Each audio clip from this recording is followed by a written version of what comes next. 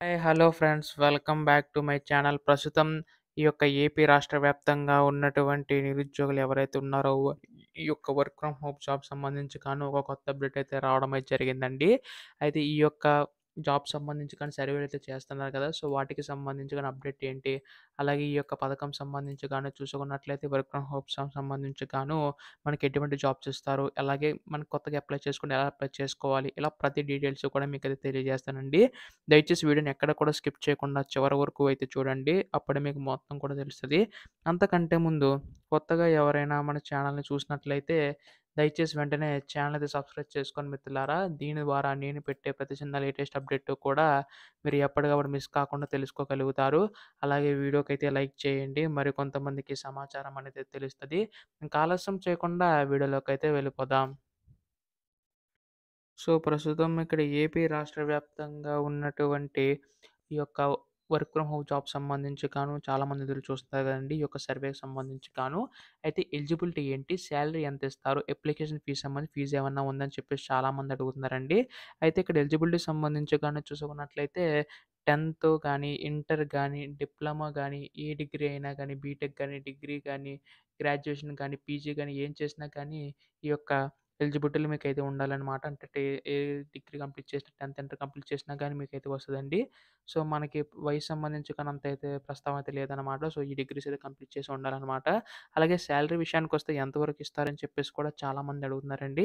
అయితే ప్రస్తుతం ఇక్కడ చూసుకున్నట్లయితే వర్క్ ఫ్రమ్ హోమ్ ఉద్యోగ అవకాశాలు మనకి కేటాయించే అవకాశం అయితే ఉంది కదా! సో, దీనికి సంబంధించి ఏవైతే ఉద్యోగాలు ఇస్తారో మీకు ఆటిలికి సంబంధించి సాలరీస్ అనేవైతే కేటాయిస్తారండి.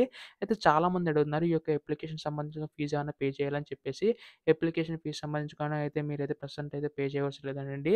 అండ్ ఎప్పటి నుంచి స్టార్ట్ అవుతుంది? ఎప్పటి వరకు ఉంటుందని చెప్పేసి చాలామంది అడుగుతున్నారు. ఈ యొక్క సర్వే మొత్తం కూడా ఆగస్టు 1 నుంచి అయితే స్టార్ట్ అయిందనమాట. సెప్టెంబర్ 15వ తేదీ వరకు కూడా ఈ యొక్క సర్వే సంబంధించి ఉంటుందండి. అలాగే దీనికి సంబంధించిన డాక్యుమెంట్స్ ఏమన్నా కావాలని చెప్పేసి కూడా చాలామంది అడగడం అయితే జరుగుతుందండి. అయితే దీనికి సంబంధించి డాక్యుమెంట్స్ అనేవి మీకు మొబైల్ నంబర్‌కి ఓటీపీ వెరిఫికేషన్ అయితే వస్తుందండి. అదైతే ఉండాలి. అలాగే ఈమెయిల్ ఐడీ అయితే ఉంటే సరిపోతుంది. కాకపోతే మ్యాండేటరీ అయితే కాదు. సో, ఉన్నా లేకపోయినా పర్లేదు. కాకపోతే ఉంచుకోవడం బెటర్ అయితే. అయితే మీ యొక్క సర్టిఫికేట్స్ అనేవైతే ఉండాలనమాట. ఒరిజినల్ కాపీస్ అన్నీ కూడాని. అంటే 10థ్ ఉంటే 10థ్ సర్టిఫికేట్, ఇంటర్ ఉంటే ఇంటర్, అలాగే డిగ్రీ గాని, పీజీ గాని అలా ఉంటే ఉండాలనమాట. సో, పాస్ అవుట్ ఇయర్ సంబంధించి ఎప్పుడు పాస్ అయ్యారు? పర్సెంటేజ్ ఎంత ఉంది? అలాగే మీరు ఏ కాలేజ్‌లో గాని చదివారు? ఏ స్కూల్‌లో చదివారు? 10థ్ సంబంధించి అనేది కూడా అడుగుతారండి. ఆధార్ కార్డ్ సంబంధించి మీకు ఓటీపీస్ అన్నీ కూడా లింక్ అయ్యి ఉండాలనమాట. అంటే ఫోను నంబర్ అన్నీ కూడాని. అలా లింక్ అవుతేనే మీకైతే వస్తుందండి. ఈ యొక్క అప్లికేషన్ ప్రాసెస్ ఏ విధంగా ఉంటుందని చెప్పేసి కూడా మీకైతే సందేశం అయితే రావచ్చు. ఈ ప్రక్రియ మొత్తం కూడా మనకి గ్రామ వార్డు సచివాలయ సిబ్బంది ద్వారా అయితే నిర్వహించబడుతుందండి. అలాగే మీకు జీఎస్‌డబ్ల్యూఎస్ ఎంప్లాయీస్ మొబైల్ యాప్ ద్వారా మాత్రం లాగిన్ చేసి మీ యొక్క ఫేస్ రికగ్నైజ్ చేసేప్పుడు మాత్రమే మీ యొక్క సర్టిఫికేట్స్‌ని అప్‌లోడ్ చేసి సబ్మిట్ చేస్తారండి. ఈ విధంగా ప్రాసెస్ అయితే ఉంటుందన్నమాట. అయితే త్వరలోనే దీనికి సంబంధించిన అప్డేట్స్ అయితే రాబోతున్నాయండి. ఎప్పుడు దీనిపై ఎటువంటి లేటెస్ట్ అప్డేట్ వచ్చినా మీరు ముందుగా తెలుసుకోవాలనుకుంటే వెంటనే ఛానెల్‌ని సబ్స్క్రైబ్ చేసుకోండి మిత్రులారా. ధన్యవాదములు. జై హింద్.